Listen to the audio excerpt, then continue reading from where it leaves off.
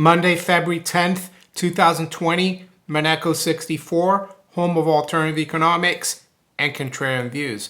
This morning, I want to touch upon risk and why the central banking legal tender fiat currency model actually destroys the sense of risk. The analogy would be like human senses. If someone discovered how to stop people feeling pain, like when they burn their hand or whatever, or if they fell and they hurt themselves, if someone invented a way to stop people feeling pain, it would actually be a bad thing, because people would probably not be very healthy because they do things that would really hurt themselves and not realize it. And that's the same thing that central banks do with risk. By trying to minimize risk, they actually create monsters, so to speak. And the monsters, of course, are these bubbles that we get and we've gotten in the last 30 years or so. And looking back at the foundation or the formation of the Federal Reserve through the Federal Reserve Act, one of the reasons they did it was to stop the bank runs, the market failures, but if anything, it's accentuated it. So before I go briefly into that, let's quickly look at the markets this morning. It's 8:18 a.m. London time. So right now, we've got spot gold, 1572.20, up a couple of dollars. Range has been 1568 to 1577. Silver is up 6 cents or 1/3% at 1775. The Dow future is down 10 at 29,085. It was down over 100 points early last night or overnight when the futures opened in the US at 6 p.m. Eastern time. So it has recovered. It has also been as high as about 80 points. So it's fairly volatile. The S&P 500 is unchanged. The future NASDAQ 100 future is up a couple. So market's fairly quiet right now, but I do expect a lot of volatility still, even though at the close of last week, the VIX was kind of crushed, the volatility index, mainly because the stock market rallied so strongly prior to Friday. Friday, we did have a drop lower in the Dow, about 270 points. So the situation in China is still very unclear. A lot of information from everyone.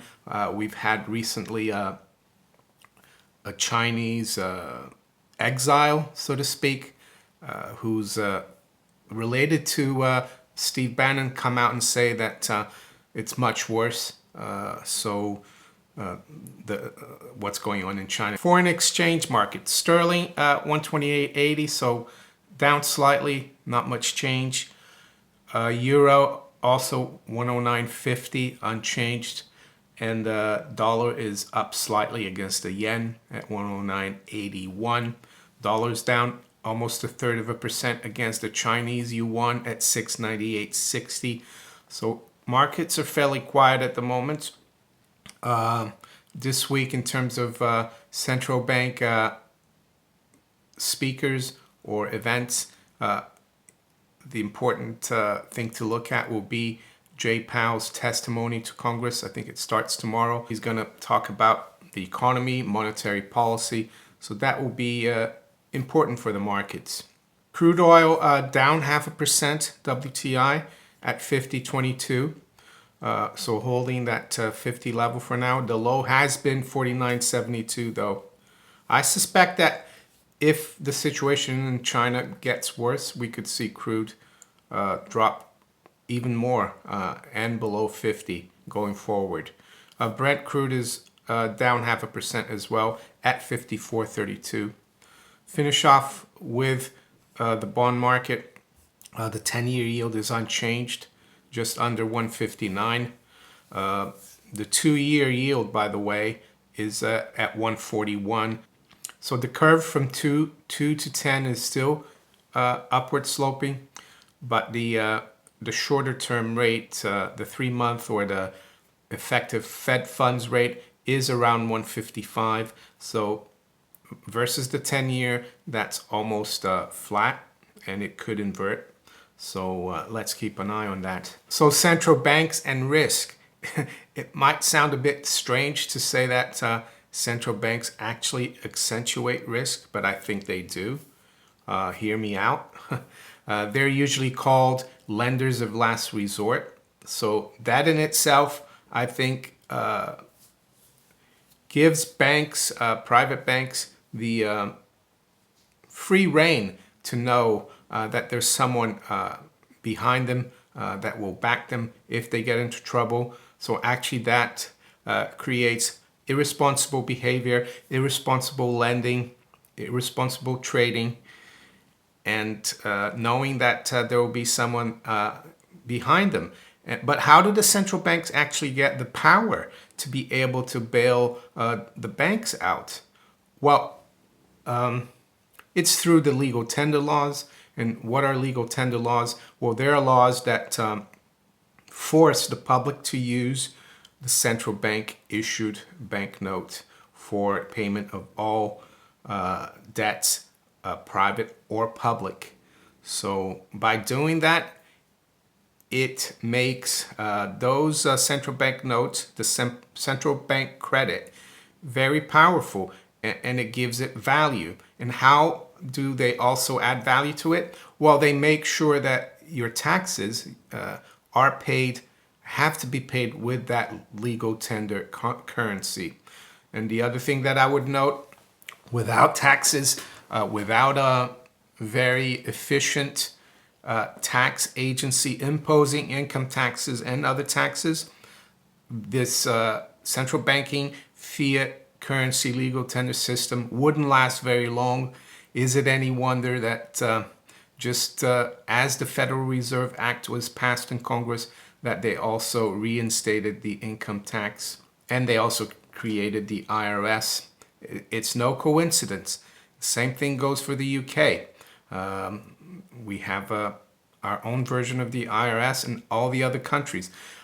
And that's one of the reasons third world countries' currencies don't function that well. You see a lot of countries, currencies, like especially in Latin America and other emerging market countries, collapse and they have to start another currency. It's because their tax collecting agencies aren't as efficient. There's a lot of more tax evasion. So that's one of the reasons. Even Italy in the past, they had a lot of inflation because Italians were not into paying their tax. So I think that's very important. And back to the risk though. So we were told, or back then, it was sold as a way to stop all the crises, all the bank runs that they had in the previous decade or so on Wall Street, when they were trying to convince Congress to adopt the Federal Reserve Act or pass it into law. You had the 1907 stock market crash, the Knickerbocker Trust failure, and we were told, or people back then were told, that the Federal Reserve would provide an elastic currency, that it would create liquidity for the markets. But we've seen that in the last 30 years. It's been anything but that. Look at 08. 08 proved that this system is flawed because it's supposed to protect the system, the central banks. It's supposed to be a lender of last resort. It's supposed to stop the bank runs and all the crises. And here we had in 07, 08, all these bank runs. I remember one here in the UK, Northern Rock. I was even out with my daughter on the weekend, and we saw people queuing up. And I told my daughter, you know, this is historic. This hasn't happened in probably a century, and you're looking at it. And so the other way that they get the ammunition to keep this system going, this system that, how can I say, blunts the risk sense of the market and the economy is through indebting you, the taxpayer. And why do I say that? Because the central bank currency, fiat currency, is backed by your efforts. The national debt is backed by you, by your future tax payments, by your future payments into all other schemes, government schemes. And it helps the private bankers indirectly as well. So it's also a amalgamation of business and government, the banking sector and the government, and they use the central bank as a cover. Instead, it would be too blatant if they didn't have a central bank and the treasury or the government lent directly to the banks. They have to have someone in the middle, like the Federal Reserve or the Bank of England, and they come out with all this propaganda that they're doing everything for the public to help the economy. But no, they're doing everything to help the banking system, the bankers. And their excuse is that banking helps create wealth, but it's the other way around. Wealth is created by the general public. What bankers do is they extract the wealth from the public through this system. So what's the solution? Well, the solution is to abolish central banks, to end the Fed. If the banks want a central bank as an insurance for their banks, let them do it privately.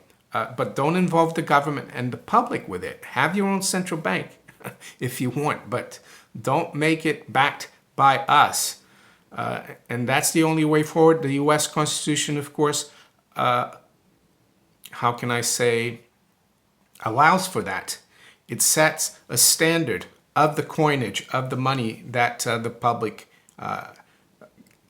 can use, but it also says that the public can use whatever coinage they want. It could be coins from Russia, it could be coins from France, gold coins, as long as you pay someone with the gold or the silver.